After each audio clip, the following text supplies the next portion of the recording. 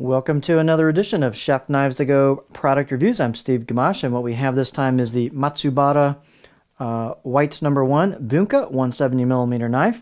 So the core steel in this line is Shidogami or white paper No. 1 reactive high carbon steel from Hitachi, and the heat treat on that is about 61 Rockwell approximately. These are handmade, but that's their target. The construction is a 3-layer sandwich, and they've got soft iron cladding, which is reactive, with a Kuda-uchi finish over that on either side of that core steel. So this is an all-reactive blade. You do have a protective layer with the Kuda-uchi finish over that, and I think this looks like it has a little bit of a lacquer coating on it as well. Food-safe lacquer can contribute sometimes to the edge, having a little bit of that on there. You can either keep the lacquer on there and just let it wear away naturally, or you can get some acetone and strip it off yourself. That's completely up to you.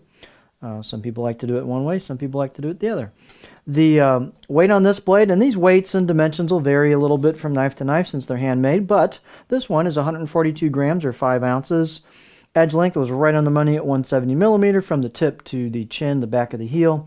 Overall length about 314mm.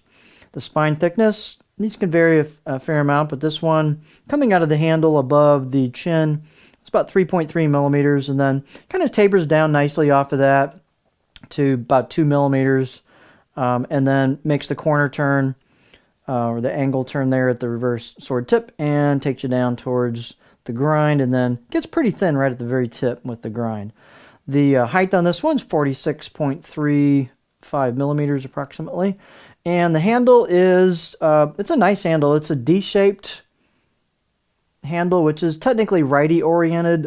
Personally, as a lefty, if you pinch grip, I don't really notice them too much, and some lefties even like to put their thumb on there. So I personally don't worry too much about the D handle. You could sand it down or swap it out for something else if it really bothered you. The handle, though, is made out of rosewood with the black packwood ferrule. Really nice fit and finish and smooth sanding job on the entire handle.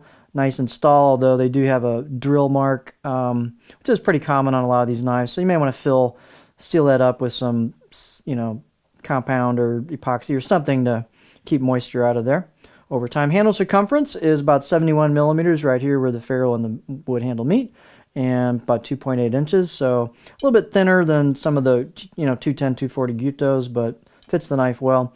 You don't have a huge length on the neck, but there's enough spot to get your finger in there. At least my finger fits okay. Could have a little more length if you love to put your finger there for a pinch grip, but it works well on a pinch grip. Balance point is just in front of the choil. So these handles are not as light as like the hoe wood handles, but these are just super nice looking handles. Really nice figure on the rosewood. So that brings the balance point back a little bit. So it's a little bit behind a pinch grip, which makes this a real flickable light knife.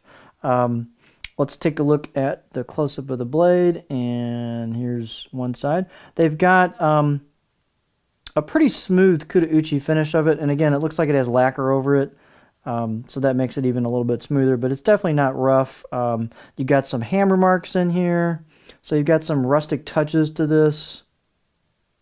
It's a cool looking blade, and they've done the kanji at the end where they chiseled it, and so it really pops. Sometimes that gets covered up in the Kuda-uchi finish and it really gets muted, but this really pops pretty nicely, so you can still see the chisel marks and you can run your finger over it. It's really a cool effect. You can see the grind is fairly thin at the edge. In fact, it's pretty darn thin at the edge because you can see how much edge core steel is showing at the edge. So these are ground pretty thin. The grinds, they kind of just taper them down. They're not like, super high-end grinds, but they get it nice and thin where it counts. Here is troll shot, so you can see it's pretty thin. To me, this was pretty much a 50-50 grind on the overall blade, and then the edge was about 50-50, a really tiny edge bevel on this. Out of the box edge is maybe 5 out of 10, so if I were you, I'd cut your own and put your own edge on this. Shidogami No. 1, almost nothing sharpens as nicely as white paper No. 1 steel, so this is should just get screaming sharp. And the edge, you don't get a huge edge retention with Shidogami No. 1, but boys, it's so easy to sharpen. it's fun. So a lot of people don't mind a bit because, man, you can just get it screaming sharp with very little effort. The fit and finish is nice on the blade. The spine is, a little on the rough side. It's not polished, but they've filed down the edges, so it's comfortable, as well as the choil into the neck. So it's very comfortable out of the box. There's really nothing you have to do to it other than maybe, like I said, sharpen it. Let's take a look at, and also the blade is pretty stiff. So it's one of those stiff, confidence-inspiring Bunka knives. Here's the profile. And you can see it's got some flat spot towards kind of the back half. You got a little bit of a back belly near the heel, the chin. But so overall, it's a very low curve. You can see the tip's very low on the overall profile of the blade. So you're not going to get real high on a rock. But so this will do some mild rocking. It's going to be great for push-pull guillotine cuts, that kind of stuff. Draws, slices, pushes. Not so much a pure chopper, but have a nice, gentle, low profile overall.